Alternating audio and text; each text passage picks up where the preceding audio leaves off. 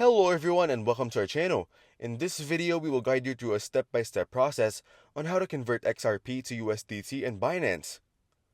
First, open the Binance application on your mobile device and log in with your credentials if needed. Now tap on the icon at the top right corner of the screen to access the Pay section, where you'll find various options to manage your crypto transactions. Now tap on Convert to open the conversion feature. In the From section, select XRP as the cryptocurrency you want to convert. Then in the To section, select USDT as the currency you want to receive. Now enter the amount of XRP that you wish to convert. You can either type in the exact amount or use the percentage option to convert a portion of your balance. After that, tap on Preview Conversion to review the exchange rate, fees, and other transaction details.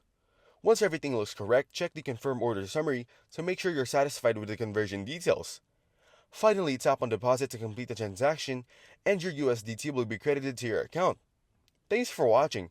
Don't forget to like and subscribe for more videos like this.